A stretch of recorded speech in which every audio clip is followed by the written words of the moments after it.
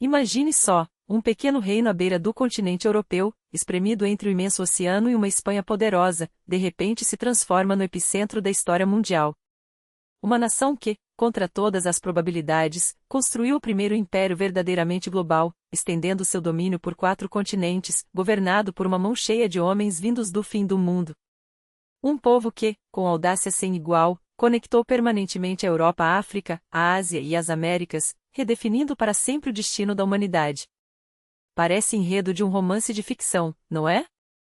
Mas essa é a história real de Portugal, um reino minúsculo que ousou desafiar o desconhecido e, com isso, mudou o curso da civilização. Como é possível que uma nação com pouco mais de 1 milhão de habitantes tenha erguido um império onde o sol nunca se punha? Por que foram os portugueses, e não os espanhóis com seu poderio, os italianos com sua riqueza ou os chineses com sua tecnologia avançada, os primeiros a lançar-se nas águas desconhecidas?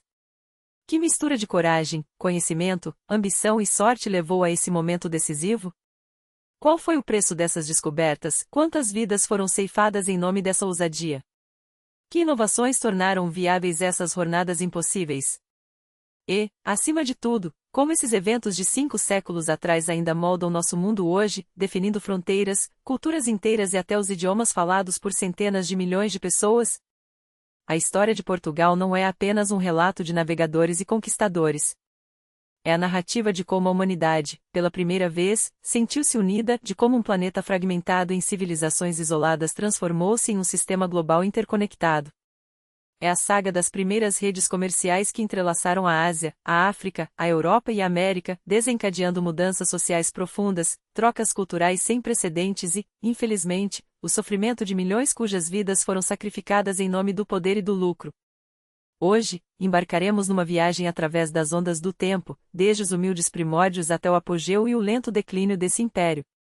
Vamos desvendar os mistérios das expedições marítimas, sentir o aroma intoxicante das especiarias nos mercados de Lisboa, ouvir o rangido das madeiras dos navios partindo rumo ao desconhecido e os murmúrios das preces dos marinheiros, incertos se voltariam para casa.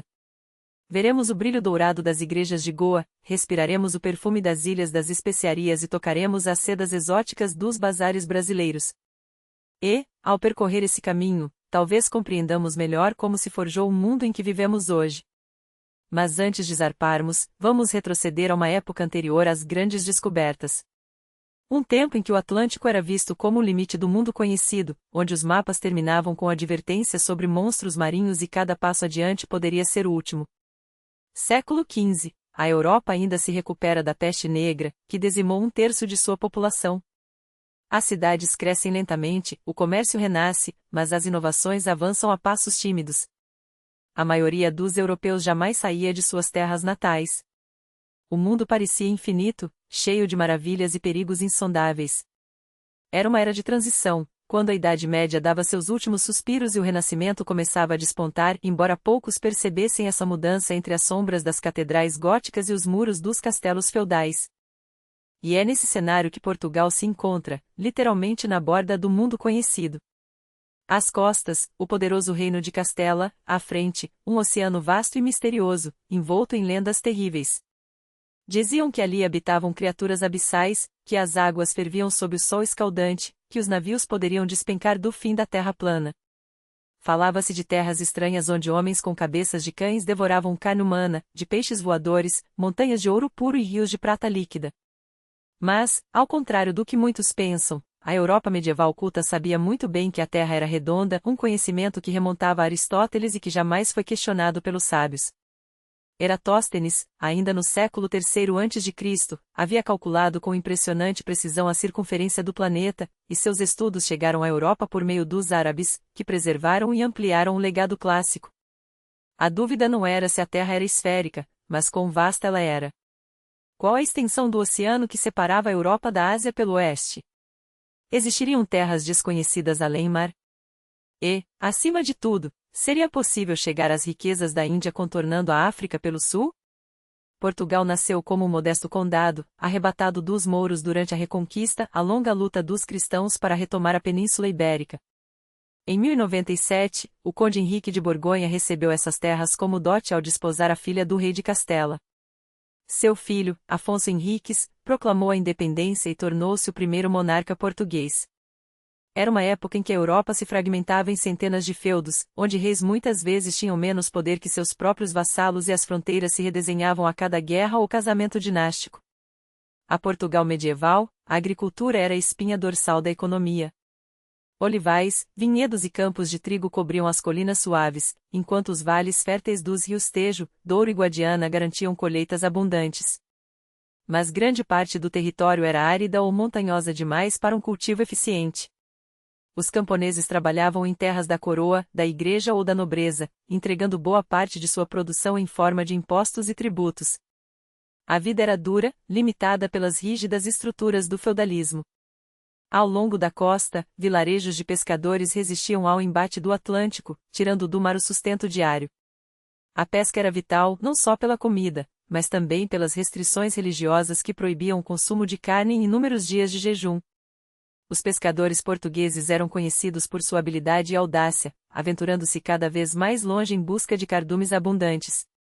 Imagine essas comunidades litorâneas, casinhas brancas de telhados vermelhos, ruas estreitas de paralelepípedos, o cheiro salgado do peixe fresco e das redes ensopadas.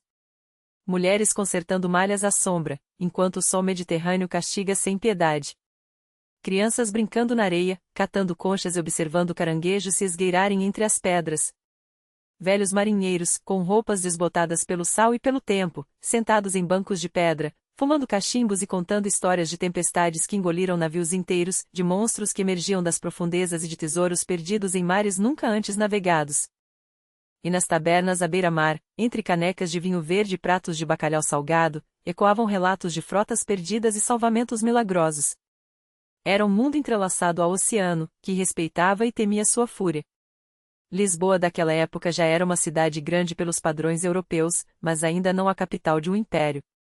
Suas ruas estreitas, serpenteando colinas como rios sinuosos, dividiam bairros onde se misturavam nobres, artesãos, mercadores e pescadores. O Castelo de São Jorge, erguido sobre a cidade como um guardião de pedra, simbolizava o poder real e a proteção contra ameaças externas. No porto movimentado, ouvia-se um coro de línguas e sotaques, genoveses regateando sedas, venezianos calculando lucros, maometanos e judeus negociando especiarias, enquanto navios ingleses e flamengos descarregavam suas mercadorias. O ar pesava com o cheiro de sal, peixe seco e pimentas exóticas, misturado à fumaça dos fogões onde se preparavam caldeiradas e pães de milho. Os sinos das igrejas marcavam as horas, chamando os fiéis à missa e ditando o ritmo da vida urbana. Séculos de luta contra os mouros forjaram o caráter português, teimoso, independente, pronto para enfrentar adversidades. A Reconquista, que se arrastou pela Península Ibérica por quase 8 séculos, não foi apenas uma campanha militar, mas um complexo embate cultural, religioso e político. Ela moldou uma mentalidade única, onde a fé cristã se fundia com o espírito guerreiro, e o desejo de expansão se confundia com uma missão civilizadora. A constante ameaça, vinda do mar ou da terra, mantinha o reino em estado permanente de alerta. O oceano não era visto apenas como uma fonte de perigo, mas como um caminho para a riqueza e glória. A sociedade portuguesa, como toda a Europa medieval, organizava-se em uma hierarquia rígida, onde cada um conhecia seu lugar e suas obrigações. No topo, o rei, teoricamente detentor de poder absoluto, embora na prática sua autoridade fosse limitada pelos privilégios da nobreza, pelos fóruns das cidades e pela influência da igreja. A aristocracia, dividida entre alta nobreza titular e pequena nobreza rural, defendia com unhas e dentes suas regalias. O clero formava um estamento à parte, com sua própria hierarquia e jurisdição. Burgueses, mercadores, artesãos e pequenos comerciantes compunham uma classe média nascente, cujo peso crescia à medida que o comércio e os ofícios se desenvolviam. Por fim, o campesinato, a esmagadora maioria da população, carregava nas costas o fardo dos impostos e das corveias. Nesse tecido social complexo, destacavam-se as ordens militar-religiosas, como a Ordem de Cristo, herdeira dos Templários em Portugal, a Ordem de Santiago e a Ordem de Avis. Forjadas nas batalhas da Reconquista, essas instituições gozavam de vastos privilégios e terras, e com o tempo, especialmente a Ordem de Cristo, tornaram-se peças-chave na expansão marítima, financiando expedições e a colonização de novas terras. Mas a Europa medieval não era uma ilha isolada. Pelo Mediterrâneo fluía um comércio vibrante com o norte da África e o Oriente Próximo. sedas da China, especiarias das Índias, porcelanas, pedras preciosas, madeiras aromáticas e resinas exóticas chegavam à Europa através de uma intrincada rede de intermediários. Mercadores árabes, persas, armênios e judeus transportavam essas riquezas por rotas caravaneiras e marítimas, cruzando o Oceano Índico, o Golfo Pérsico e o Mar Vermelho. Depois, venezianos, genoveses e catalães levavam-nas aos mercados europeus, cada um adicionando sua margem de lucro.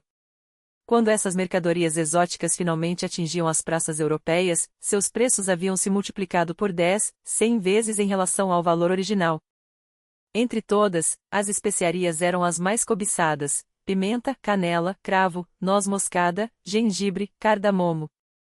Em um mundo sem geladeiras, não apenas realçavam o sabor dos alimentos, mas preservavam a carne, disfarçando o cheiro da decomposição. Usadas também em medicina e perfumaria, eram vistas como remédios milagrosos, capazes de curar desde resfriados até a peste. Possuí-las era símbolo de status, sinal de riqueza e refinamento. Controlar seu comércio significava acumular fortunas inimagináveis. Veneza, graças à sua posição estratégica e à frota poderosa, dominava grande parte desse comércio no Mediterrâneo.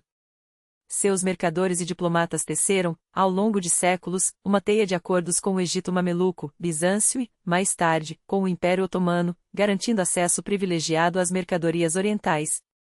Gênova, Pisa, Florença e a Catalunha também participavam desse lucrativo negócio, mas nenhuma conseguia rivalizar com a influência veneziana. Enquanto as repúblicas italianas enriqueciam com o comércio mediterrâneo, Portugal permanecia um reino periférico, de economia basicamente agrária, cujo intercâmbio externo limitava-se a trocas com vizinhos próximos. Esse quadro começou a mudar no século XV, quando os portugueses passaram a explorar com mais audácia sua posição geográfica, transformando Lisboa e Porto em escalas obrigatórias entre o Mediterrâneo e o norte da Europa. Seus navios levavam vinho, azeite, sal e peixe seco para a Inglaterra, Flandres e as cidades da Liga Hanseática, trazendo de volta lã, tecidos, manufaturados de metal e cereais. Mas em meados do século XV, o cenário se agravou dramaticamente. Em 1453, Constantinopla caiu nas mãos dos otomanos. O Império Bizantino, que resistira por mais de 1000 anos, desabou, e as rotas comerciais para o Oriente foram cortadas ou tornaram-se perigosamente instáveis. O Império Otomano, em rápida expansão sob o comando do sultão Maomé II, representava uma ameaça direta à Europa cristã. Os europeus, especialmente os povos mediterrâneos, sentiram com urgência a necessidade de encontrar caminhos alternativos para as riquezas do Oriente. Foi nesse mesmo período que a Europa mergulhou na Renascença, uma era em que o fascínio pelo legado clássico, pelas ciências naturais e pelas descobertas geográficas explodiu. Surgiram novas universidades, a astronomia, a matemática e a cartografia avançaram a passos largos.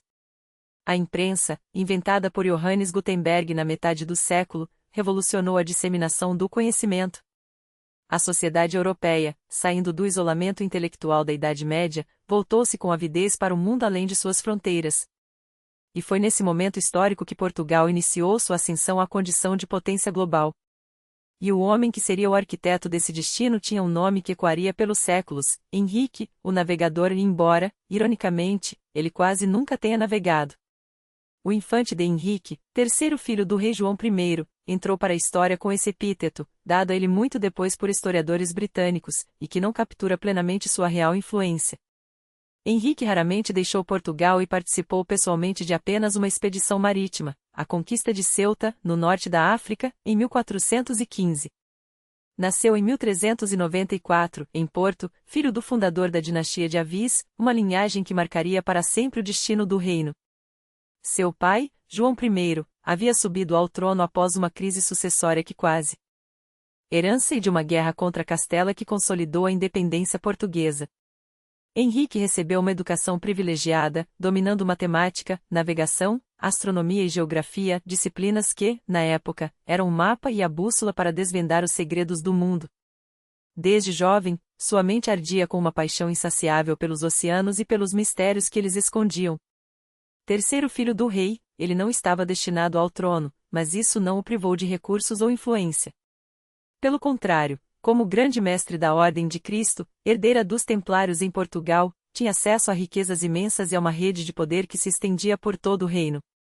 Foi essa posição que lhe permitiu financiar sonhos que outros considerariam loucura. Aos 21 anos, Henrique já provara seu valor em batalha. A conquista de Ceuta, em 1415, não foi apenas uma vitória militar, foi o primeiro passo de Portugal além mares, o nascimento de um império que ainda nem se sabia que existiria. Mas foi ali, naquele porto estratégico do norte da África, que o infante teve um vislumbre do que estava por vir. Ceuta era o nó de uma teia comercial que se estendia pelo Saara, ouro, marfim, escravos e especiarias fluíam das profundezas da África para o Mediterrâneo, enriquecendo intermediários árabes e italianos. Henrique entendeu, com uma clareza cortante, que quem controlasse a rota direta para essas riquezas dominaria o comércio do mundo. E mais, quem a descobrisse primeiro, escreveria a próxima página da história. Mas seus motivos iam além do ouro. Homem profundamente religioso, ele via nos oceanos uma cruzada sem fronteiras, uma maneira de levar a fé cristã a terras desconhecidas e de enfraquecer o islamismo, que então cerceava a Europa pelo sul e pelo leste. E havia ainda a lenda que o obsedava, a do mítico Preste João, o rei cristão de um império perdido algures na África ou na Ásia, cujo poder, diziam as crônicas medievais, poderia virar o jogo na guerra contra os infiéis. Para Henrique, cada milha navegada era um passo mais perto desse aliado divino, cada nova terra descoberta, uma promessa de que a providência estava do lado de Portugal. Foi ele quem transformou essa visão em ação. No extremo sudoeste da Europa, onde o continente parece despenhar-se no Atlântico, Henrique fundou o que hoje chamaríamos de um think tank da era dos descobrimentos. Imagine o cenário: o Cabo de Sagres, um promontório rochoso açoitado por ventos que nunca cessam, onde as ondas se estilhaçam contra os penhascos como se o próprio mar quisesse advertir os ousados. Ali, entre paredes de pedra grossa, reuniam-se as mentes mais brilhantes da época, cartógrafos que desenhavam mapas cheios de espaços em branco, astrônomos que decifravam os segredos dos céus, construtores navais que sonhavam com embarcações capazes de desafiar o oceano, e marinheiros endurecidos pelo sal e pelas tempestades, cujas histórias de terras distantes alimentavam a imaginação de todos. Era um lugar onde a teoria se encontrava com a prática de forma quase alquímica. Aqui, aperfeiçoavam-se instrumentos como o astrolábio e o quadrante, que permitiam aos navegadores determinar sua posição no vasto azul sem referências terrestres. Aqui, nasciam os primeiros protótipos das caravelas, navios ágeis, com velas latinas que cortavam o vento como facas, capazes de singrar contra as correntes e resistir às tormentas do alto mar. Aqui, cada expedicionário que voltava trazia consigo não apenas relatos, mas dados precisos que eram meticulosamente registrados em cartografias cada vez mais exatas. E aqui, acima de tudo, formava-se uma nova geração de capitães e pilotos, treinados não apenas para sobreviver ao desconhecido, mas para dominá-lo. Henrique não deixava nada ao acaso. Escolhia pessoalmente os comandantes, instruía-os com minúcia, exigia relatórios detalhados de cada viagem. Não bastava voltar, era preciso trazer conhecimento, abrir caminho para os que viriam depois. Seus motivos eram tão complexos quanto o homem que os alimentava. Havia, sim, a ambição comercial, o desejo de quebrar o monopólio veneziano e árabe sobre as especiarias e o ouro africano. Havia a estratégia política, transformar Portugal, um pequeno reino na ponta da Europa, em uma potência com voz no concerto das nações. Havia a missão religiosa, converter almas e combater o inimigo da fé. E havia, por fim, a sede pura do saber, esse impulso irreprimível que leva o homem a questionar os limites do possível. Essa combinação de fatores não era exclusiva de Portugal, outros reinos europeus também sonhavam com riquezas e glória.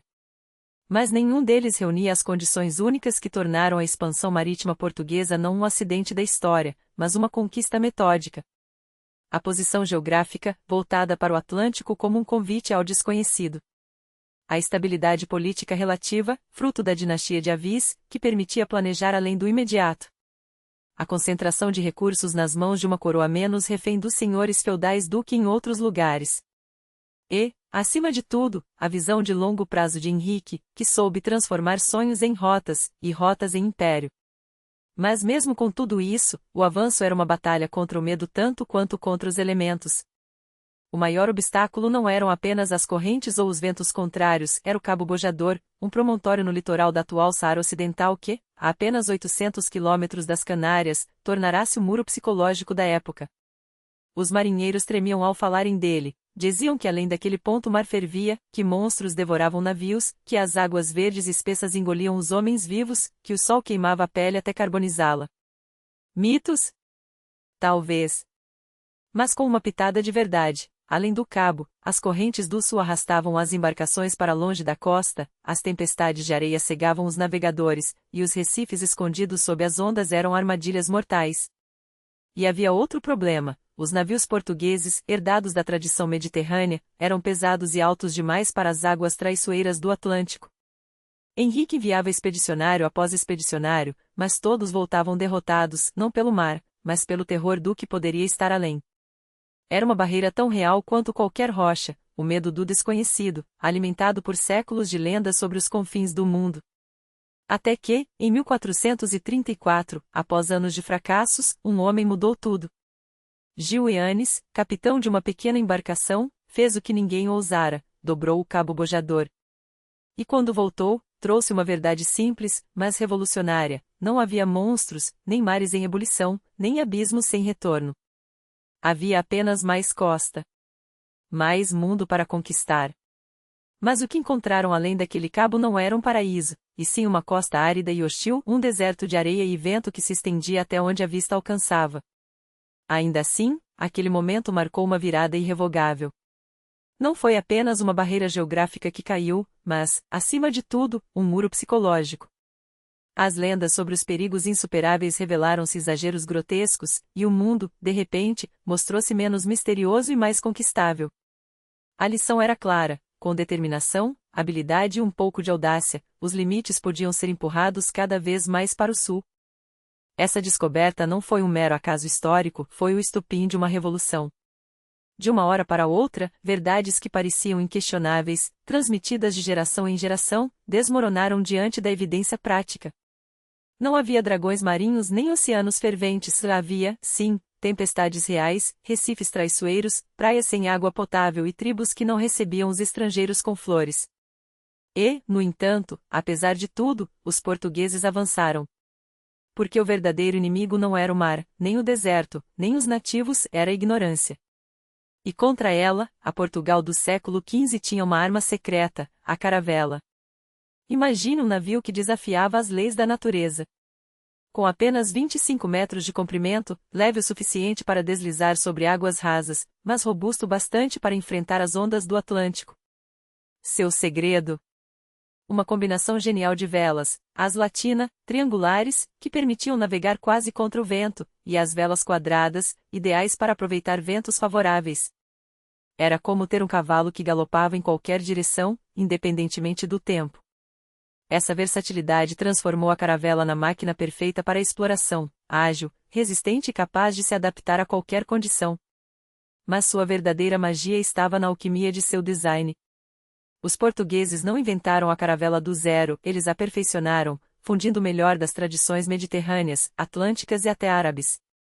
O casco, esbelto e profundo, cortava as ondas como uma lâmina, enquanto a popa alta abrigava o leme, dando ao capitão um controle preciso.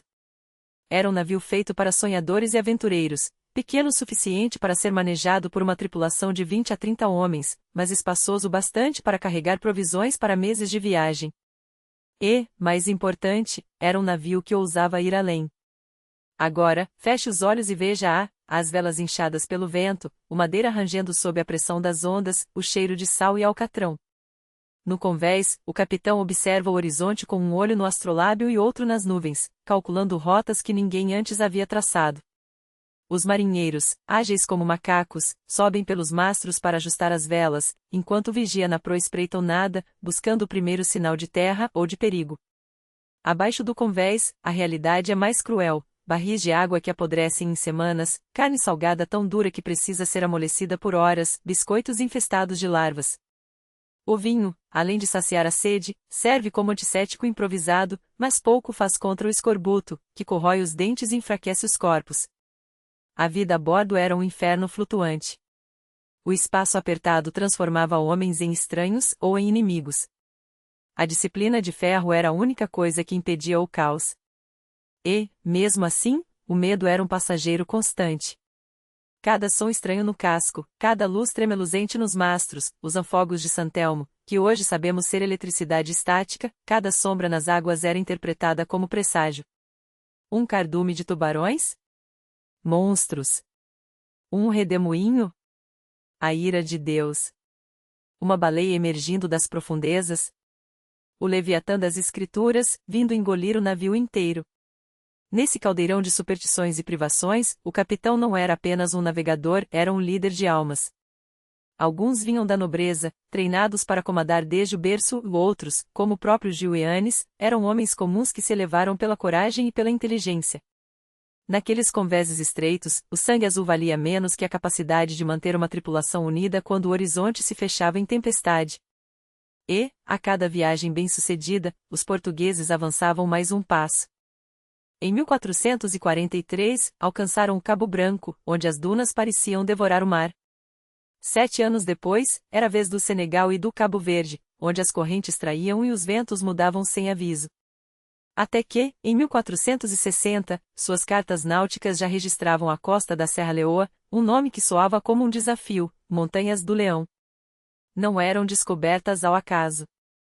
Cada expedição era uma peça de um plano maior, orquestrado pelo infante de Henrique, o navegador, um homem que nunca embarcou, mas cujo gênio estratégico traçou os caminhos que outros seguiriam. Seus capitães não voltavam apenas com coordenadas. Voltavam com ouro das minas do Sudão, com marfim dos elefantes da floresta, com pimenta malagueta, um fogo em grão que queimava as línguas europeias e valia mais que prata. E voltavam, também, com homens. Porque onde havia riqueza, havia mão de obra para explorá-la. Os portugueses não inventaram a escravidão, ela já existia na África há séculos, uma engrenagem cruel nos impérios locais. Mas eles a industrializaram. Trocaram armas, tecidos e bugigangas por prisioneiros de guerra, criminosos ou simples vítimas de razzias entre tribos rivais. Os primeiros escravos africanos foram levados para as plantações de açúcar da Madeira e dos Açores, onde o trabalho era tão brutal que muitos não sobreviviam ao primeiro ano. Outros eram vendidos na Europa, como servos exóticos para a nobreza. Era o início de um comércio que, nos séculos seguintes, se transformaria em uma das maiores atrocidades da história. Mas, em 1460, poucos questionavam sua moralidade. Afinal, a África já negociava pessoas há tempos, os portugueses apenas otimizaram o sistema. E, enquanto o ouro e os escravos fluíam para Lisboa, os navios avançavam cada vez mais para o sul, rumo a um lugar onde, diziam, as especiarias cresciam como ervas daninhas e os rios carregavam pedras preciosas em seus leitos, a lendária Guiné. Lá, além dos ventos alísios e das correntes traidoras, esperava não apenas riqueza, mas a chave para um sonho ainda maior, o caminho marítimo para as Índias. E Portugal, com suas caravelas e sua teimosia, estava decidido a encontrá-lo. Era o ouro que batizaria aquela costa como Costa do Ouro, a atual Gana, onde os rios carregavam pepitas como se fossem seixos rolados pelas águas. Mais a leste, nos reinos que hoje conhecemos como Benim e Nigéria, os portugueses trocavam pimenta ardente, tecidos bordados a ouro e bronze trabalhado com uma maestria que deixava os artesãos europeus boquiabertos. A morte do infante de Henrique em 1460 poderia ter sido um golpe fatal na ambição lusitana, mas o sonho já tinha vida própria. A exploração do litoral africano não era mais um capricho de príncipes, era um negócio lucrativo demais para parar. E foi assim que o rei Dom Afonso V, astuto como poucos, transformou a aventura em sistema. Em vez de financiar tudo com o Tesouro Real, ele abriu as portas para empreendedores privados, concedendo licenças de comércio em troca de 1/5 dos lucros, a quinta real, um imposto que encheria os cofres da coroa por séculos. Uma jogada de mestre, o risco passava para os mercadores, mas a glória, e a riqueza, ficavam com Portugal. Enquanto isso, os navios avançavam, cada milha sua dentro era uma nova fronteira, uma nova oportunidade. Até que, em 1471, 2 homens, João de Santarém e Pero Escobar, fizeram algo que os antigos temiam, cruzaram o Equador. Não, o mar não fervia. Não, os homens não se carbonizavam sob o sol. O mundo do outro lado da linha imaginária era tão real quanto o deles, e essa descoberta foi como um sopro de ar fresco nas velas da curiosidade europeia. De repente, os mitos desmoronavam, e no seu lugar nascia uma verdade mais poderosa: o oceano não tinha fim, apenas desafios. Mas o verdadeiro segredo para vencer esses desafios veio com uma técnica revolucionária: a volta do mar. Os portugueses perceberam que, em vez de lutar contra as correntes e os ventos contrários da costa africana, podiam desafiar o oceano aberto. Afastando-se da terra, capturavam ventos e correntes favoráveis que, como mãos invisíveis, os empurravam de volta ao continente, só que muito mais ao sul. Era como se o Atlântico próprio conspirava a favor deles. E assim, quilômetro após quilômetro, a África se revelava. Até que, em 1482, Diogo Cão fez história. Suas caravelas atingiram a foz do poderoso rio Zaire, o Congo, onde as águas doces se misturavam ao salgado do mar em um abraço tumultuado. Depois, avançou ainda mais, até as terras áridas da atual Namíbia, onde o deserto beijava o oceano. Ali, os portugueses depararam-se com paisagens que desafiavam a imaginação, florestas tão densas que engoliam a luz do sol, povos cujos deuses e línguas não constavam em nenhum livro europeu, reinos onde o ouro era moeda corrente e os chefes locais olhavam para aqueles homens pálidos com uma mistura de curiosidade e desconfiança. Foi nesse momento que nasceu um ritual de conquista simbólica, os padrões.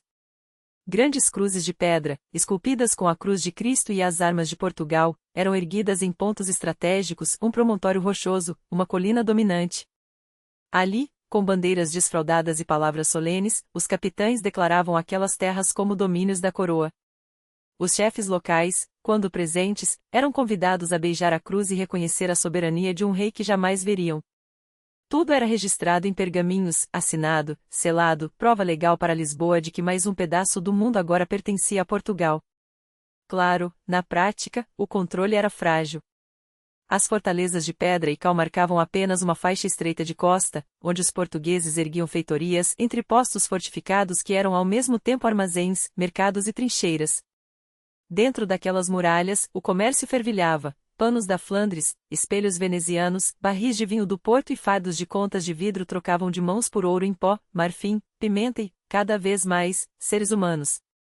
Do lado de fora, porém, a África resistia.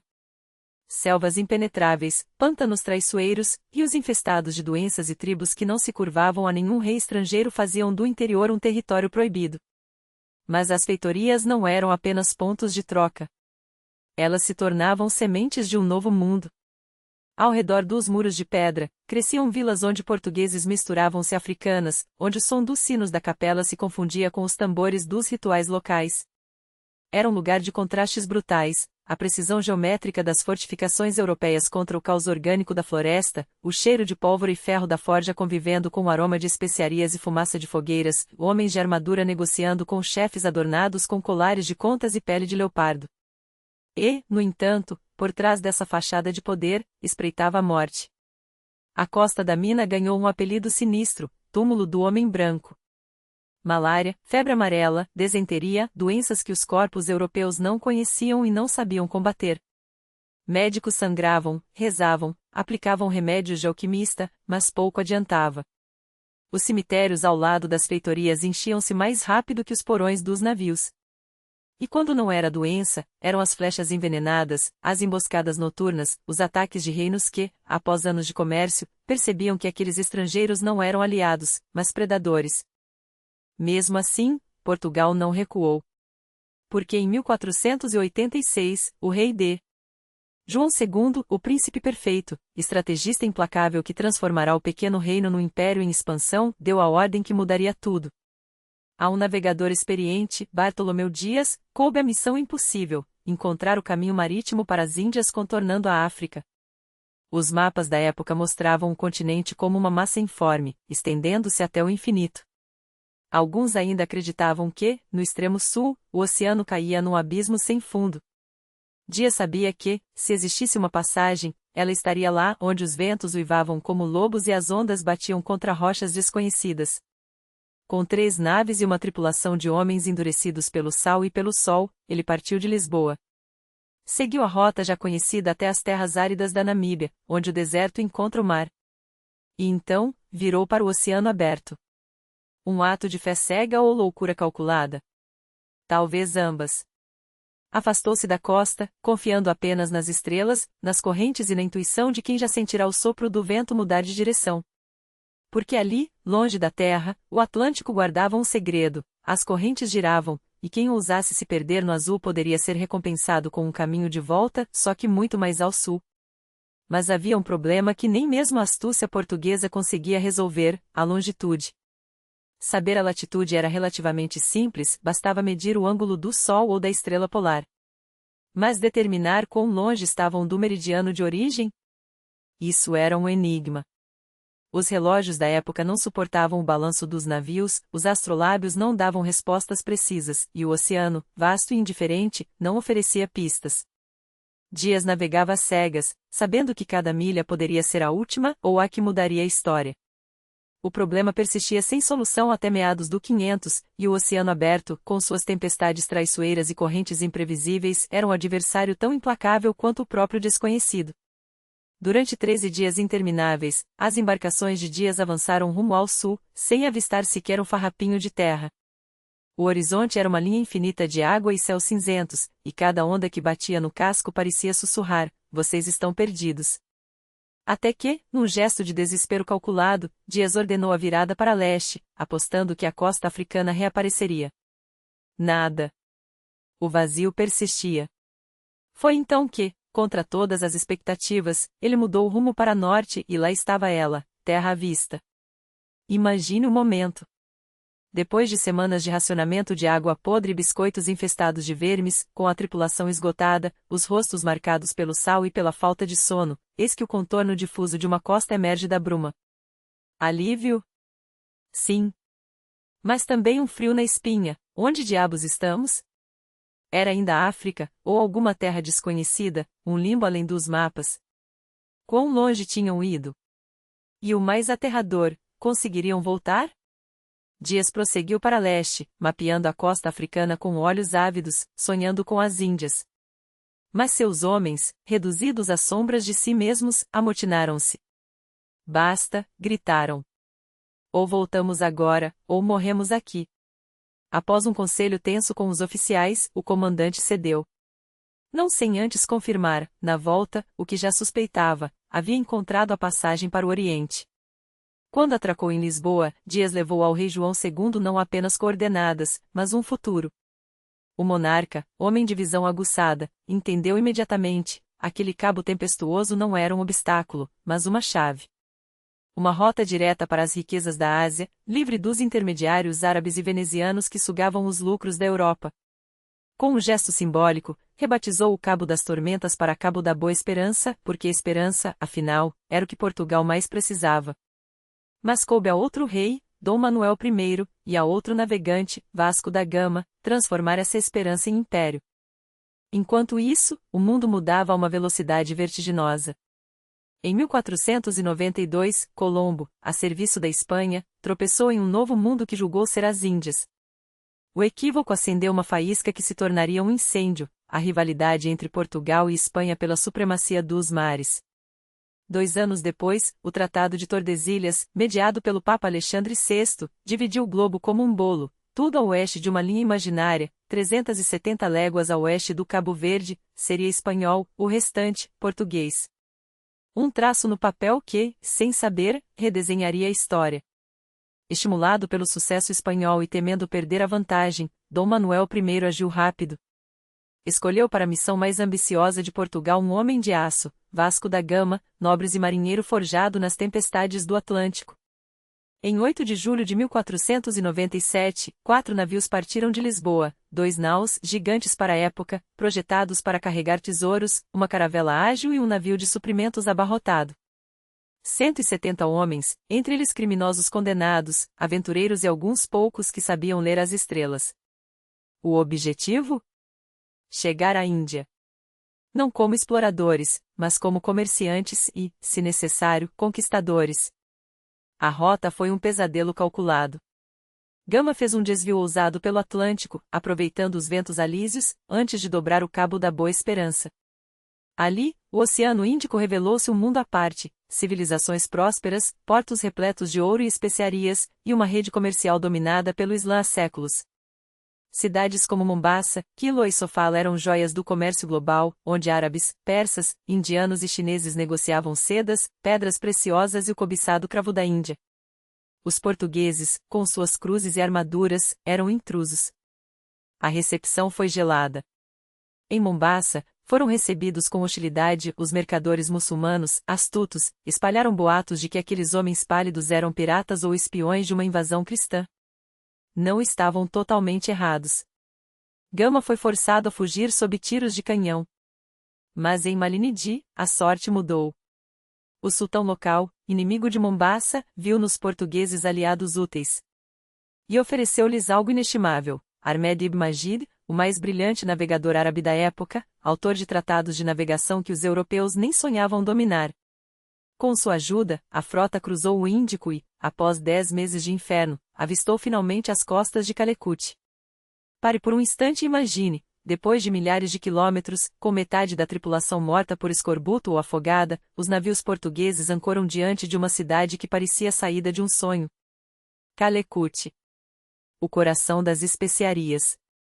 Um emaranhado de cheiros, canela, pimenta, âmbar, cores vivas de sedas e joias, e uma multidão de mercadores que falavam línguas que soavam como música. Era 20 de maio de 1498. Portugal havia, enfim, chegado à Índia. Mas o triunfo foi amargo. O Zamorim, o governador de Calecut, recebeu Gama com cortesia protocolar, mas logo ficou desdenhoso. Os presentes que os portugueses trouxeram, panos de lã, contas de vidro, objetos de cobre, eram ridículos aos olhos de um homem acostumado a ouro e pedras preciosas. Isso é o que oferecem ao senhor de uma cidade como esta, deve ter pensado. Pior, os mercadores muçulmanos, que dominavam o comércio local, sussurraram aos Amorim que aqueles estrangeiros não eram comerciantes, mas lobos em pele de cordeiro, precursoras de uma invasão. E, novamente, não estavam errados. Gama, percebendo que a missão comercial estava fadada ao fracasso, tomou uma decisão que mudaria tudo. Antes de partir, erguendo velas com pressa suspeita, ele fez algo que selaria o destino de Portugal no Oriente. Sequestrou um navio de mercadores muçulmanos, carregado de especiarias, como a garantia de que seria bem recebido em uma próxima viagem. Não era mais uma expedição de reconhecimento. Era o início de um império. Gama deixou Calecut sem um tratado comercial assinado e muito menos com a submissão dos governantes locais.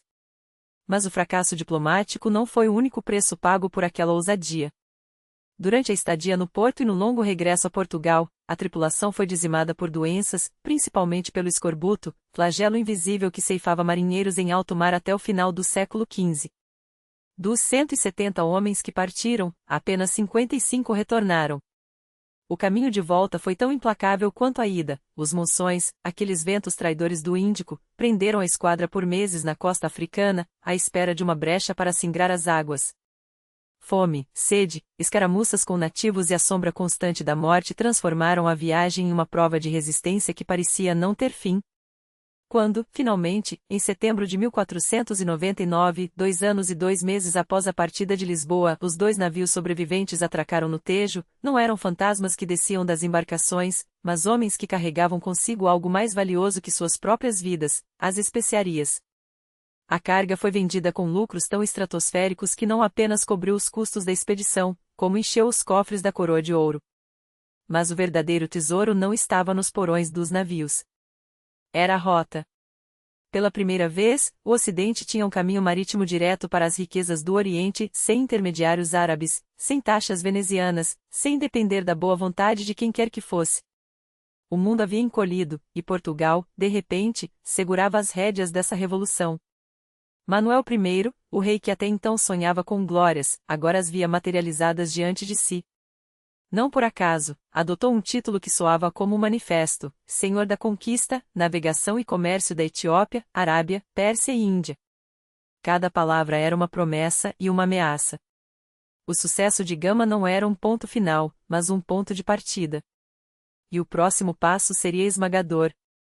Em março de 1500, uma frota de 13 navios deixou Lisboa sob o comando de Pedro Álvares Cabral. Não era uma missão de reconhecimento. Era uma armada. Armada com canhões, mercadorias e uma ordem clara: estabelecer não apenas comércio, mas domínio. O plano era simples: repetir a rota de Gama, mas desta vez com força suficiente para impor termos, fundar feitorias e garantir que nenhum outro europeu ousasse disputar aquelas águas. Cabral, no entanto, estava destinado a escrever um capítulo que nem mesmo o rei imaginara. Seguindo a estratégia de Gama, aquele mesmo desvio ousado pelo Atlântico para pegar os ventos favoráveis, seus navios foram levados ainda mais para o oeste. E então, em 22 de abril, depois de semanas em mar aberto, onde o horizonte era apenas uma linha infinita entre céu e água, os vigias gritaram o impossível: terra à vista. Não era um erro de cálculo. Não era um sonho de marinheiros exaustos. Era real. Uma costa desconhecida, verdejante, estendendo-se além do que os olhos podiam alcançar. A tripulação, atônita, batizou-a de Terra de Vera Cruz, um nome carregado de simbolismo. Afinal, o avistamento ocorreu durante a Páscoa, quando a cristandade celebrava a ressurreição. Só mais tarde perceberiam que não era uma simples ilha, mas a ponta de um continente inteiro, a América do Sul. Cabral passou 10 dias naquela terra estranha, onde homens de pele escura e línguas desconhecidas, os tupinambás, observavam os recém-chegados com uma mistura de curiosidade e desconfiança. Ele realizou o ritual de posse, hasteou a bandeira portuguesa, reclamou a terra para a coroa e, antes de seguir viagem, despachou o navio de volta a Lisboa com a notícia que mudaria tudo. A Brasil não era apenas mais uma parada no caminho das Índias. Era um presente do destino. Porque, segundo o Tratado de Tordesilhas, aquele acordo que dividira o mundo entre Portugal e Espanha como se fosse um bolo, aquelas terras deveriam pertencer aos castelhanos.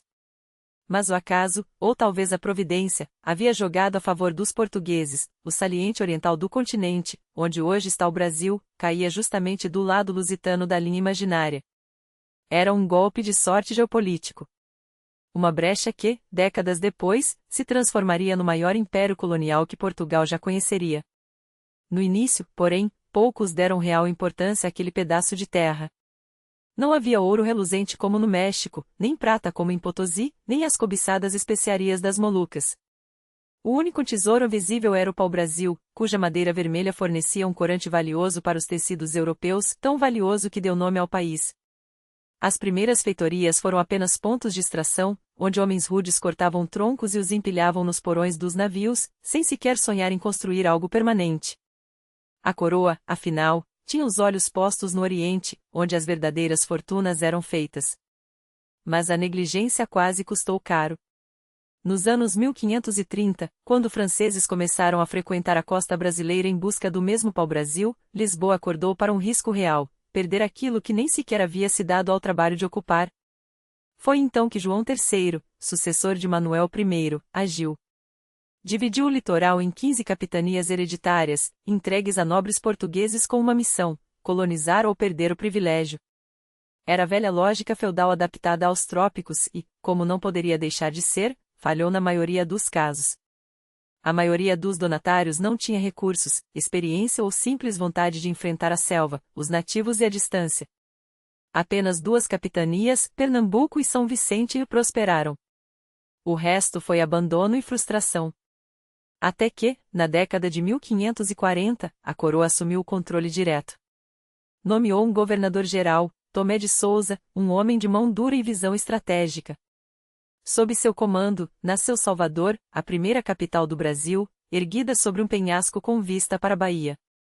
Fortalezas foram construídas, alianças com tribos locais foram forjadas, quando não impostas, e os franceses, que já cheiravam a oportunidade, foram expulsos à bala.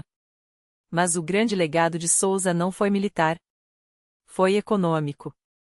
Ele trouxe consigo algo que mudaria a história da colônia: a cana-de-açúcar. Os portugueses já dominavam seu cultivo nas ilhas do Atlântico, como a Madeira, mas no Brasil as condições eram ainda mais favoráveis. O clima quente, a terra fértil e a mão de obra, a mão de obra. Primeiro tentaram escravizar os indígenas, mas estes morriam aos montes de doenças, de exaustão, de revoltas. A solução: África.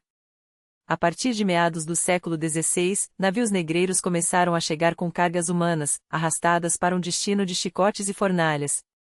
O açúcar brasileiro, doce e branco, mancharia para sempre as mãos de quem o produzia e enriqueceria como nunca os cofres de Lisboa.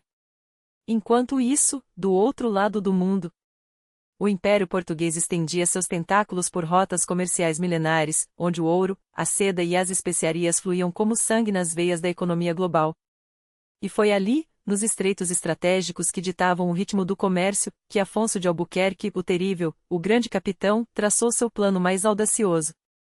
Seu olhar se voltou para Malaca, a joia do Estreito de Malaca, gargalo vital entre os oceanos Índico e Pacífico. Quem controlasse Malaca, controlava o coração das especiarias. Em 1511, após um cerco sangrento onde canhões portugueses rasgaram as muralhas da cidade e espadas cortaram a resistência dos sultanatos locais, Albuquerque ergueu a bandeira de Cristo sobre os escombros. A vitória não foi apenas militar, foi um golpe de mestre geopolítico. Com Malaca nas mãos, os portugueses abriram as portas para as ilhas das especiarias, as Molucas, onde cresciam a noz moscada, o cravo e a maciz, os tesouros mais cobiçados da época. Um punhado daqueles grãos valia mais que seu peso em ouro. E agora, era Portugal quem ditava seu preço. Mas Albuquerque não parou por aí. Em 1515, suas naus ancoraram frente a Ormuz, a fortaleza que guardava a entrada do Golfo Pérsico, ponto nevrálgico entre a Arábia, a Pérsia e a Índia. Com uma combinação de diplomacia envenenada e força bruta, ele arrancou a cidade das mãos dos persas. Em menos de uma década, os portugueses dominavam 3 chaves do comércio asiático: Goa, Malaca e Ormuz. Quem ousasse desafiá-los teria que enfrentar uma armada que, embora pequena, era letal, disciplinada e implacável. E aqui reside o gênio e a crueldade de Albuquerque. Ele não era um conquistador cego pela ganância, era um estratego frio. Sabia que o império não se sustentava apenas pela espada. Enquanto esmagava rivais com violência calculada, também tecia alianças com governantes locais, permitia casamentos entre portugueses e nativas, respeitava costumes, desde que não ameaçassem a fé cristã, e até incentivava que seus homens se misturassem às populações conquistadas.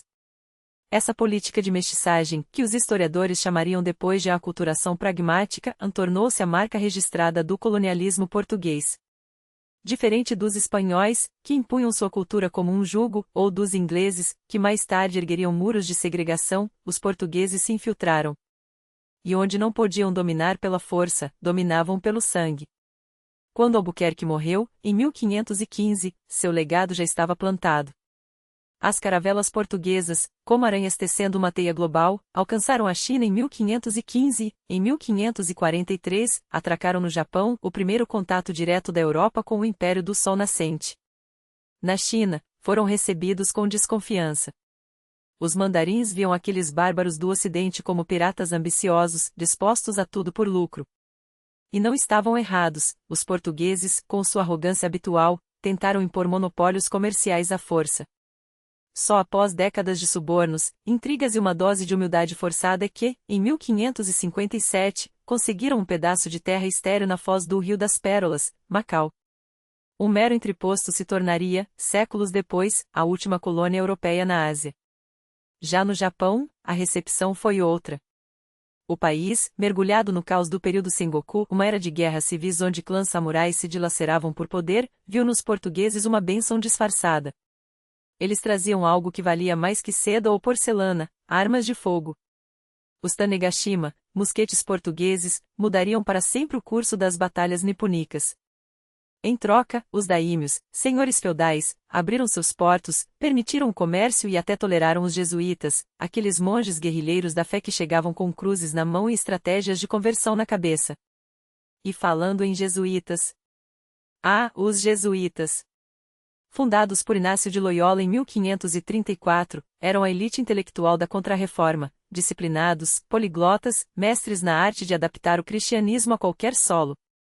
Francisco Xavier, um dos seus primeiros e mais ferozes missionários, percorreu a Ásia como um furacão, pregou na Índia, converteu em Malaca, desafiou os shoguns no Japão e morreu às portas da China, sonhando em batizar o imperador. Seus sucessores, como Mateu Ricci, que se vestiu como um mandarim para conquistar a corte chinesa, ou Roberto de Nobile, que adotou costumes brahmanes na Índia, provaram que a fé podia ser flexível quando necessário, rígida quando conveniente. Até meados do século XVI, Portugal era o dono do mar. De Moçambique a Nagasaki, de Goa a Macau, suas feitorias e fortalezas pontilhavam o mapa como faróis de um império que, apesar de pequeno em homens, era gigantesco em ambição. Lisboa, outrora uma cidade periférica, transformará-se no centro nervoso do capitalismo global, onde o cheiro de pimenta se misturava ao brilho do ouro e ao suor dos escravos. Mas como era, na prática, esse encontro entre portugueses e os povos que subjugavam? A resposta é um espelho partido, de um lado, a barbárie sem disfarces. Vasco da Gama, no seu segundo viagem à Índia, interceptou um navio de peregrinos muçulmanos a caminho de Meca. Roubou tudo, queimou o barco com centenas de pessoas dentro, homens, mulheres, crianças. Em Goa, Albuquerque ordenou um massacre sistemático da população muçulmana, transformando ruas em rios de sangue para purificar a cidade. Esses atos não eram excessos e eram mensagens. O mundo deveria saber: quem desafiasse Portugal seria esmagado sem piedade. Do outro lado do espelho, porém, havia uma astúcia quase admirável. Os portugueses sabiam que eram poucos demais para governar sozinhos territórios vastos. Então, em vez de impor um domínio direto, cooptavam. Deixavam os rajás, sultões e chefes locais no poder, desde que esses reconhecessem a supremacia de Lisboa e pagassem seus tributos. Era um jogo de sombras, a bandeira portuguesa hasteada sobre palácios que, por dentro, continuavam regidos por leis ancestrais. E havia, ainda, a mestiçagem não por idealismo, mas por necessidade e cálculo. Nas colônias, homens portugueses casavam-se com mulheres indígenas, africanas ou asiáticas, gerando uma prole de mestiços, mamelucos, casados, como eram chamados os portugueses que adotavam costumes locais.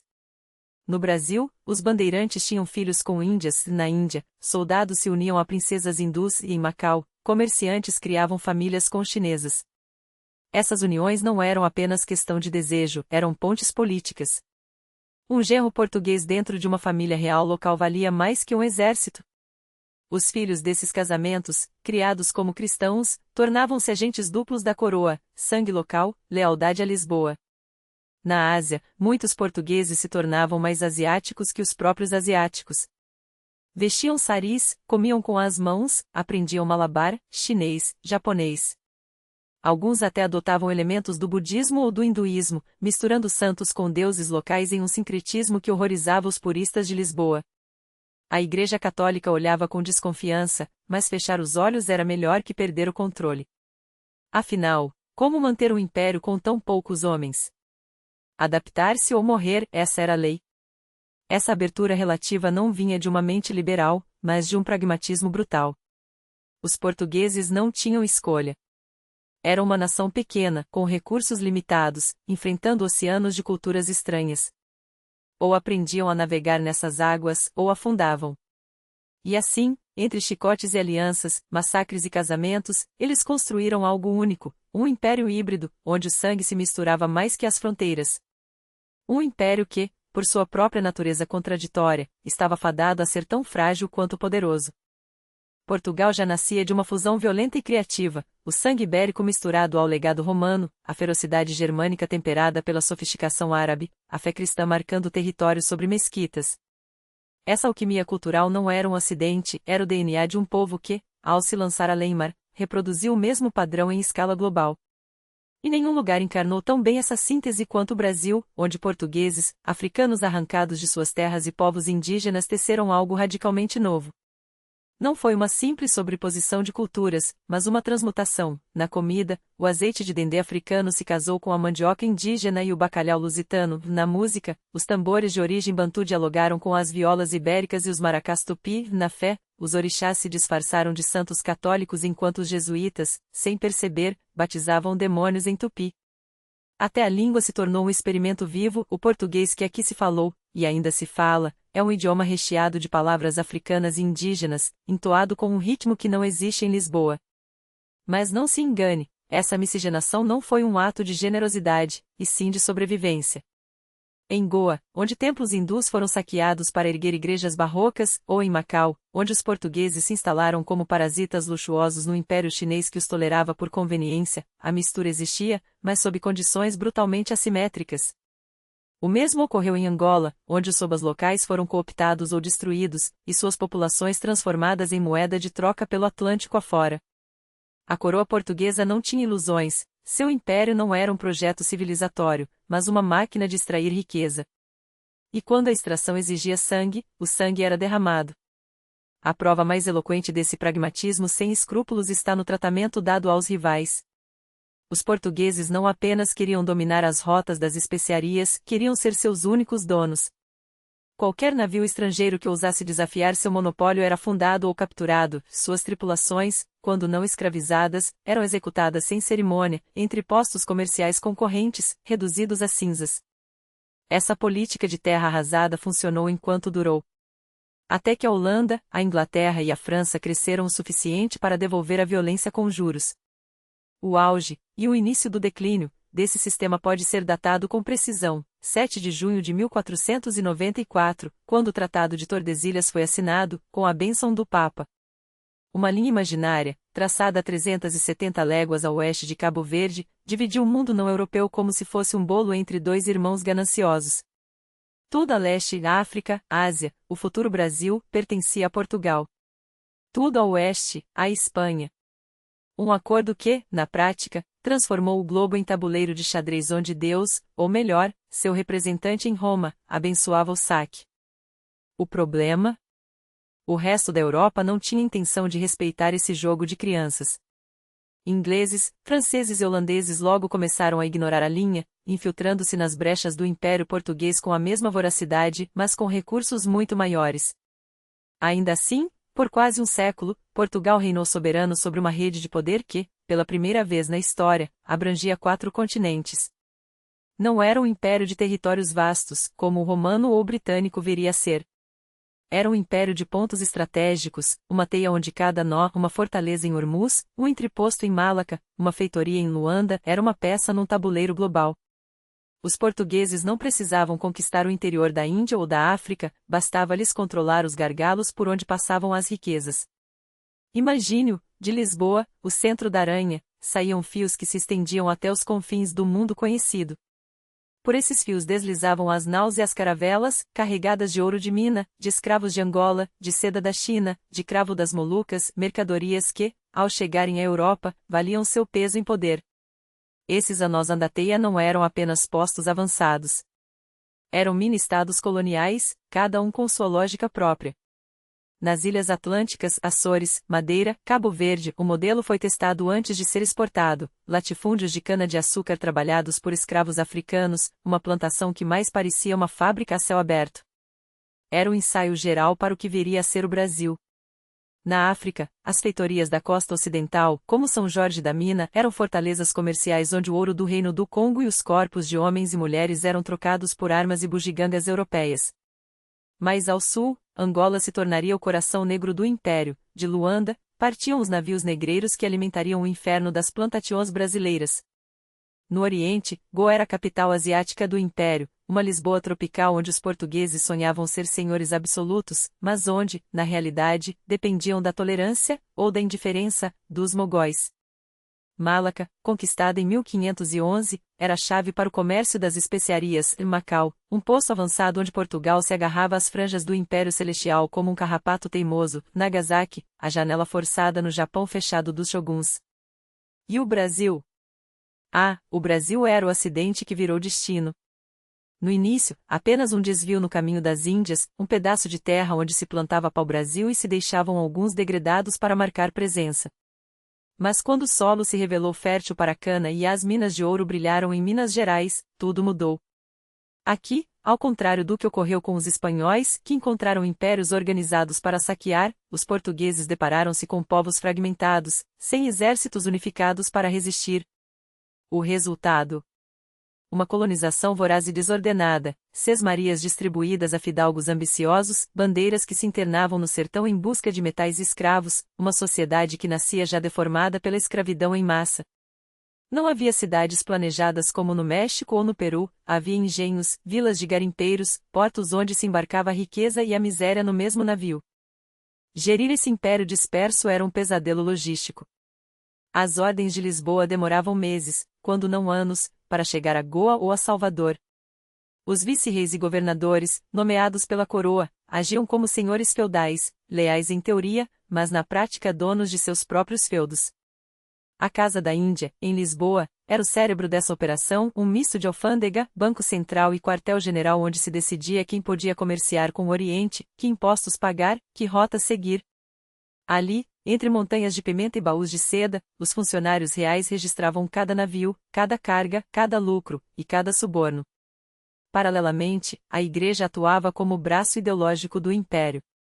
Graças ao padroado, a coroa portuguesa nomeava bispos, controlava as missões e arrecadava o dízimo, transformando a fé em instrumento de dominação.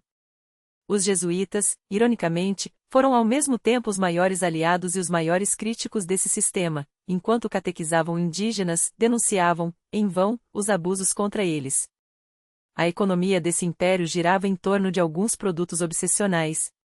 Das Molucas, vinham as especiarias, pimenta, cravo, canela, noz moscada, que valiam mais que ouro na Europa medieval.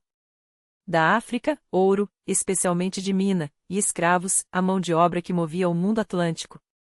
Do Brasil, primeiro o açúcar, que transformou o Nordeste em um inferno doce, depois o ouro, que encheu Lisboa de palácios e corrompeu a corte, mais tarde o café e o algodão. Cada um desses produtos era uma engrenagem numa máquina projetada para sugar riqueza dos quatro cantos da terra e bombear lucros para uma elite que, em Lisboa, vivia entre o Fausto e a paranoia. Porque, no fundo, eles sabiam, um império construído sobre areia, ou melhor, sobre ondas, não duraria para sempre. Mas nem tudo que brilhava em ouro e açúcar se transformava em poder duradouro. A riqueza que fluía das colônias, em sua maior parte, não ficava em Portugal, passava por ela como um rio tumultuoso que irrigava outros campos. Os lucros exorbitantes do comércio colonial, sim, engordavam os cofres da coroa e enriqueciam uma elite mercantil, mas a estrutura que o sustentava era frágil, engessada por um sistema que trocava dinamismo por controle. A monarquia portuguesa, obcecada em manter o monopólio sobre cada grama de pimenta, cada saca de açúcar, cada pepita de ouro, sufocava a iniciativa privada sob camadas de burocracia e impostos asfixiantes. Enquanto ingleses e holandeses já experimentavam modelos mais ágeis, companhias de comércio com autonomia, investidores privados com liberdade para arriscar, Portugal insistia em amarrar sua economia a um aparato estatal lento, caro e propenso à corrupção. O resultado? Um império que, no papel, dominava rotas de 3 continentes, mas que, na prática, cambaleava sob o peso de suas próprias contradições. Com apenas 1,5 milhão de habitantes, uma população menor que a de muitas cidades europeias da época, Portugal simplesmente não tinha braços suficientes para segurar tudo o que havia conquistado. As feitorias na África eram guarnições esqueléticas, vulneráveis a ataques de reinos locais ou de rivais europeus.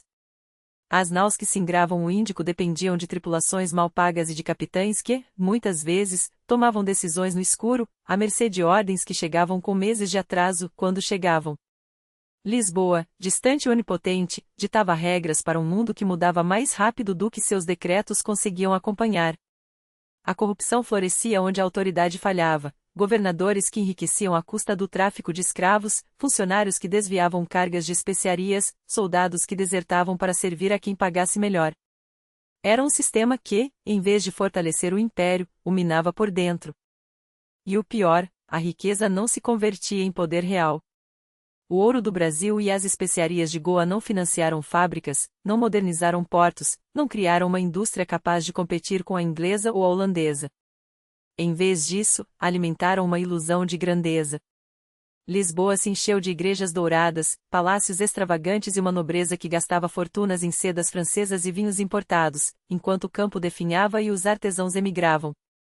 A inflação corroía os salários, o povo passava fome, e a dependência de produtos estrangeiros, até de trigo, base da alimentação, tornava o reino refém de crises que não conseguia controlar. Portugal havia se transformado num entreposto, um mero intermediário entre as colônias e a Europa, sem capacidade de reter ou multiplicar o que extraía. Quando os holandeses e os ingleses apareceram com navios mais rápidos, canhões mais precisos e uma mentalidade comercial muito mais agressiva, o declínio tornou-se inevitável. O golpe final veio de onde menos se esperava, de dentro. Em 1580, a dinastia de Avis se extinguiu num desfecho quase shakespeariano. O jovem rei Sebastião, obcecado por cruzadas medievais, morreu em Alcácer Quibir, no Marrocos, levando consigo os sonhos de um império africano. Seu tio, o cardeal de Henrique, um homem de Deus sem herdeiros, não sobreviveu para segurar o trono. E assim, como um castelo de cartas desmoronando, Portugal caiu nas mãos de Filipe II da Espanha não por conquista militar, mas por uma manobra dinástica friamente calculada. O rei espanhol, filho de uma princesa portuguesa, tinha os direitos mais sólidos e, acima de tudo, os exércitos mais poderosos. A União Ibérica foi vendida como uma aliança entre iguais, mas a realidade era outra. Lisboa virou uma província de segunda categoria, seus comerciantes foram sufocados pelas restrições de Sevilha, e seus navios, outrora senhores dos mares, passaram a navegar sob bandeira estrangeira. Os holandeses, então em guerra pela independência contra a Espanha, não perderam tempo. Para eles, atacar as colônias portuguesas era golpear o inimigo onde mais doía. Em poucos anos, perderam-se Malaca, as Molucas, Ceilão, joias da coroa no Oriente que, uma a uma, caíram como frutas maduras. No Brasil, os invasores ocuparam Pernambuco, o coração da economia açucareira, e só foram expulsos depois de décadas de guerra sangrenta. Quando Portugal finalmente recuperou a independência em 1640, depois de 60 anos de dominação espanhola, o estrago já estava feito. O império que um dia havia feito tremer os sultões e os reis da Ásia agora mal conseguia segurar o que lhe restava. As rotas do Índico estavam perdidas, os concorrentes eram implacáveis, e a metrópole, exaurida por guerras e dívidas, já não tinha fôlego para reconstruir o que fora destruído. Restava Brasil. E por um tempo, a colônia salvou Portugal de si mesmo. Quando o ouro foi descoberto em Minas Gerais, no final do século XVII, foi como se o destino tivesse dado uma segunda chance. Milhares de portugueses atravessaram o Atlântico em busca de fortuna, cidades brotaram do nada, e por um instante pareceu que o ciclo de decadência poderia ser revertido. Mas a história se repetiu: o ouro, em vez de financiar escolas, estradas ou manufaturas, foi drenado para Lisboa em forma de impostos ou gasto em luxos importados. A colônia enriqueceu alguns poucos, empobreceu muitos, e quando as minas começaram a se esgotar, deixou para trás uma terra arrasada e uma economia dependente. As reformas do Marquês de Pombal, no século XVIII, tentaram modernizar o império, quebrou-se o poder dos jesuítas, incentivou-se a educação, criou-se a primeira universidade no Brasil. Mas eram remendos em um tecido já desgastado. A burocracia resistia, os conservadores sabotavam, e o mundo, enquanto isso, avançava sem Portugal. Até que Napoleão chegou. Em 1807, quando as tropas francesas marcharam sobre Lisboa, a corte portuguesa fez algo que nenhum outro império colonial ousara: fugiu. O príncipe regente de João VI embarcou com sua família, seus ministros e até sua biblioteca para o Rio de Janeiro, transformando a colônia em sede do reino. Foi um gesto de sobrevivência, mas também um reconhecimento tático: o futuro de Portugal já não estava na Europa, e sim do outro lado do Atlântico. O Rio de Janeiro floresceu.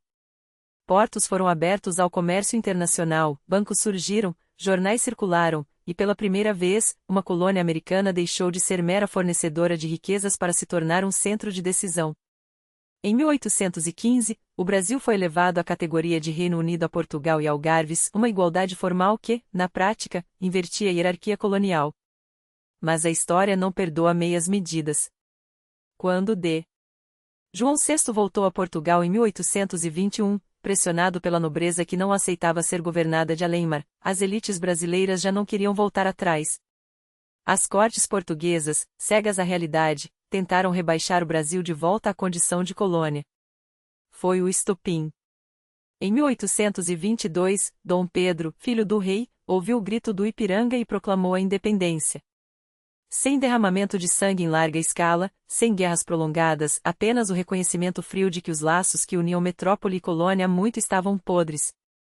Portugal, que um dia havia sido senhores de um império onde o sol nunca se punha, agora via sua última joia escapar das mãos. E assim, o ciclo se fechou. O país que inventara a globalização, que desenhara as primeiras rotas comerciais planetárias, que acumulara riquezas capazes de fazer inveja a reis e imperadores, terminara reduzido à sombra de si mesmo. Restavam-lhe algumas possessões na África, um comércio em declínio e a memória de uma grandeza que, como o ouro do Brasil, se esvaíra entre os dedos. A história de Portugal é, em última instância, a história de um sonho que foi grande demais para suas próprias forças, um império construído sobre ondas e areia, consumido pela ganância de uns, pela incompetência de outros, e, acima de tudo, pela lei implacável de que nenhum poder dura para sempre quando se esquece de semear o futuro. Mas se o império já não era o mesmo, ainda restava a Portugal um último ato de resistência teimosa à ilusão de que poderia, contra todas as evidências, preservar o que a história já havia condenado. Concentrou suas forças nas possessões africanas, Angola, Moçambique, Guiné-Bissau, as ilhas de Cabo Verde e São Tomé e Príncipe. Na Ásia, apenas Goa, Macau e Timor-Leste permaneciam como vestígios de um passado glorioso, ilhas de soberania em um oceano de mudanças que a nação se recusava a aceitar. O século XIX, época do novo repartimento colonial, encontrou Portugal enfraquecido por crises internas, uma economia estagnada e a sombra longa de potências europeias mais ágeis. Cada território que ainda ostentava a bandeira portuguesa era, na verdade, um alvo cobiçado, especialmente pela Grã-Bretanha, que via nas possessões lusitanas em África obstáculos aos seus próprios desígnios imperiais.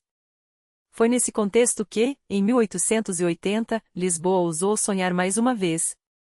O Mapa Cor-de-Rosa, projeto ambicioso que pretendia unir Angola a Moçambique em uma faixa contínua de terra, era a última tentativa de afirmar uma grandeza que já não existia. Mas a realidade esmagou o sonho. A Grã-Bretanha, decidida a construir sua própria rota do Cabo ao Cairo, não toleraria concorrentes. Em 1890, o ultimato britânico caiu como um veredicto: ou Portugal abandonava suas pretensões, ou enfrentaria a guerra. Sem forças para resistir, a nação curvou-se, e a humilhação nacional que se seguiu foi o golpe final em uma monarquia já combalida. Em 1910, a República foi proclamada, mas a mudança de regime não trouxe consolo. As colônias, agora chamadas de províncias ultramarinas, continuavam a ser exploradas como sempre, enquanto o discurso oficial insistia em vê-las como parte indissolúvel da pátria. A Primeira Guerra Mundial e a crise econômica que se seguiu apenas aprofundaram a decadência. Quando o mundo começou a se descolonizar após a Segunda Guerra, Portugal, sob a ditadura de Salazar, fez o impensável: recusou-se a soltar o que já não podia segurar. Para o regime, abandonar as colônias era trair a essência da nação. Em 1951, as províncias ultramarinas tornaram-se uma ficção jurídica, uma tentativa desesperada de mascarar a opressão com retórica de unidade. Reformas cosméticas foram implementadas: escolas para uma elite local, hospitais precários, estradas que serviam mais aos interesses da metrópole do que às populações nativas. Mas era tarde demais. O vento da história soprava em outra direção. Em 1961, a faísca acendeu-se em Angola. O que começou como um levante logo se transformou em guerra, uma guerra suja, longa e devastadora, que se espalhou pela Guiné-Bissau e Moçambique. Por 13 anos, Portugal lutou contra si mesmo, drenando recursos, homens e moral em batalhas que não podia vencer. As colônias, que deveriam ser símbolo de grandeza, tornaram-se o túmulo do regime. Quando, em 1974, a Revolução dos Cravos derrubou a ditadura, a rendição foi inevitável. Em menos de um ano, Angola, Moçambique, Guiné-Bissau, Cabo Verde e São Tomé e Príncipe tornaram-se nações independentes. Na Ásia, Macau foi devolvida à China em 1999, e Timor-Leste, após décadas de ocupação indonésia e resistência heroica, finalmente conquistou sua liberdade em 2002. Assim terminou o primeiro império global da história, quase 5 séculos de dominação, ambição e declínio. Mas se a política colonial portuguesa chegou ao fim, seu legado, esse sim, permaneceu. Porque impérios não morrem apenas quando perdem territórios, eles sobrevivem nas línguas que disseminaram, nas culturas que fundiram, nas identidades que criaram à força ou por osmose. E é nesse legado, complexo e contraditório, que a marca de Portugal se revelou mais duradoura do que qualquer fronteira traçada em mapas antigos. Eis que o legado português se revela não apenas nas pedras dos monumentos ou nas páginas dos livros, mas no próprio paladar do mundo. Quem diria que o tempura, prato símbolo da culinária japonesa, carrega em sua crosta dourada a assinatura de missionários lusitanos do século XVI? Ou que o vindaloo, esse incêndio de sabores indianos, nasceu de um simples marinado de vinho e alhos, levado por portugueses a Goa? Até o periperi, esse fogo líquido que queima línguas da África ao Brasil, deve seu nome à adaptação local da palavra portuguesa para pimenta. A comida, esse ato mais íntimo de cultura, guarda nas suas receitas a memória de rotas comerciais, de encontros forçados e de fusões improváveis. Mas se a gastronomia conta uma história de trocas, a arquitetura grita em pedra a ambição de um império. Por todo o globo, fortalezas erguidas para dominar, igrejas construídas para converter, cidades planejadas para impressionar, hoje patrimônios da humanidade, testemunham o gênio e a arrogância de uma nação que quis moldar o mundo à sua imagem. O estilo manuelino, batizado em homenagem a Dom Manuel I, é talvez a expressão mais poética desse desejo, uma dança entre o gótico tardio e o renascimento, salpicada de símbolos do mar que Portugal dominou. Cordas que nunca se desenrolam, âncoras que nunca fundearam, esferas armilares que mapearam céus desconhecidos, tudo esculpido em pedra, como se o próprio edifício fosse um navio petrificado. De Lisboa a Macau, de Salvador a Goa, essas estruturas são mais do que monumentos, são cicatrizes e joias de um passado que se recusa a apagar. E se a arquitetura é o corpo desse legado, a música é sua alma. O fado, essa lamentação melancólica que nasceu nos bairros pobres de Lisboa, cruzou oceanos e se misturou aos ritmos africanos, dando origem à morna cabo-verdiana, ao kizomba angolano, à samba brasileira, esta última, filha rebelde do lundu africano e das modinhas portuguesas. Cada nota dessas músicas carrega consigo o gemido dos escravizados, o suspiro dos colonizados, mas também a resistência de quem transformou a dor em arte. E que ironia! O mesmo império que impôs sua língua e sua fé também foi obrigado a ceder espaço para que nascessem novas formas de expressão, mais ricas justamente por serem híbridas. Na literatura, esse diálogo forçado entre centro e periferia produziu vozes que ecoam além das fronteiras. De Camões, o poeta soldado que cantou as glórias e as ilusões do império em Os Lusíadas, a José Saramago, que com sua prosa ácida desnudou as contradições de Portugal moderno. De Jorge Amado, que pintou a Bahia com as cores do sincretismo, a Mia Couto, que reinventou o português com a cadência moçambicana. Esses autores não apenas herdaram uma língua, eles a roubaram, a torceram, a fizeram sua. A lusofonia não é um clube de iguais, é um campo de batalha onde se disputa, a cada palavra, o direito de contar a própria história. Mas behind essa tapeçaria de trocas culturais, por vezes bela, por vezes brutal, esconde-se a sombra longa do que foi destruído. Porque Portugal não foi apenas um império de poetas e navegadores, foi também um dos maiores traficantes de seres humanos que a história já conheceu. Milhões de africanos arrancados de suas terras, empilhados em porões de navios, transformados em mercadoria para alimentar o engenho de açúcar brasileiro ou as plantações de algodão. Não foram apenas corpos que cruzaram o Atlântico, foram reinos desfeitos, famílias dilaceradas, saberes apagados. A escravidão não terminou com a abolição, ela se metamorfoseou em racismo estrutural, em desigualdades que persistem até hoje. No Brasil, onde se fantasia uma democracia racial, negros e pardos ainda ocupam as piores posições sociais. Em Angola e Moçambique, as cicatrizes da exploração colonial sangram em economias dependentes, em elites corruptas, em guerras civis que foram, em parte, herança de divisões semeadas pelo colonizador. E não foi só a África que pagou o preço. Na Ásia, Goa perdeu sua identidade hindustânica sob o peso das igrejas barrocas e em Timor, a resistência à ocupação portuguesa, e depois Indonésia, deixou marcas que demorarão gerações para sarar. Até a própria língua portuguesa, hoje celebrada como ponte entre continentes, foi em sua origem um instrumento de dominação, um código imposto à força, que apagou dialetos e silenciou vozes. Sim, dela nasceram novas literaturas, novas músicas, novas formas de ser. Mas isso não apaga o fato de que, para muitos, o português foi, e ainda é, a língua do opressor.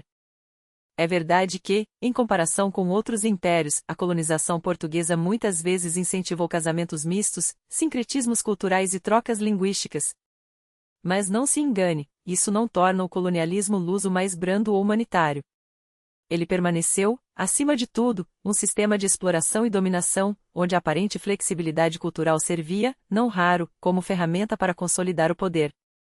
A diferença é que essa relativa abertura, ou melhor, essa estratégia de assimilação controlada, criou laços pós-coloniais mais duradouros do que os deixados por outras potências. Hoje, em plena era globalizada, o legado português não se limita a palavras em comum ou a pratos que cruzaram oceanos. Ele persiste nas formas como pensamos, nos referenciais que nem sempre reconhecemos como herdados, nos gestos cotidianos que repetimos sem questionar. Os descendentes de colonos, de escravizados africanos, de povos originários das Américas e da Ásia carregam consigo essa herança contraditória, reinterpreta-a à luz de novas lutas e identidades.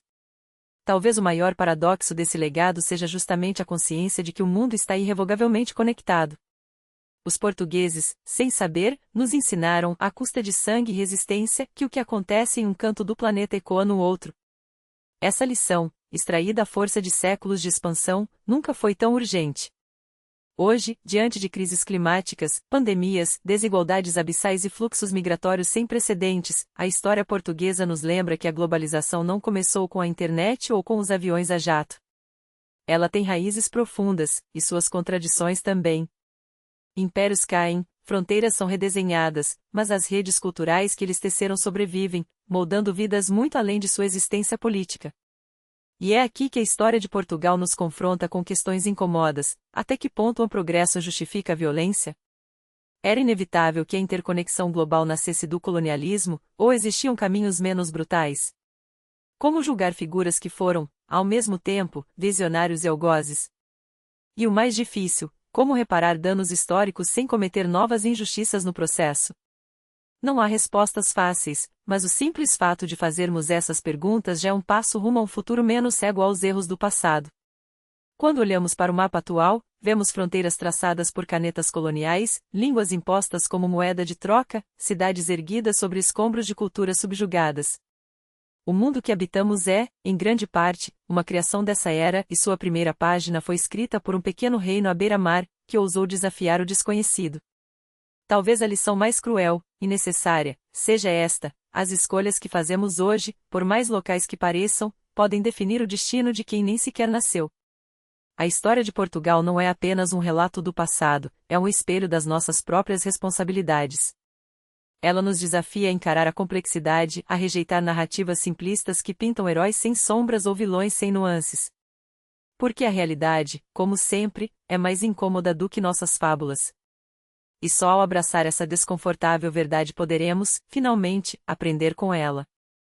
Não para repetir os mesmos erros com outras roupagens, mas para construir algo novo, um mundo onde as conexões globais sirvam não à exploração, mas à justiça, não ao silenciamento, mas ao diálogo. Porque, no fundo, a história de Portugal é também a nossa. E o que faremos com ela? Isso sim é a pergunta que define quem somos,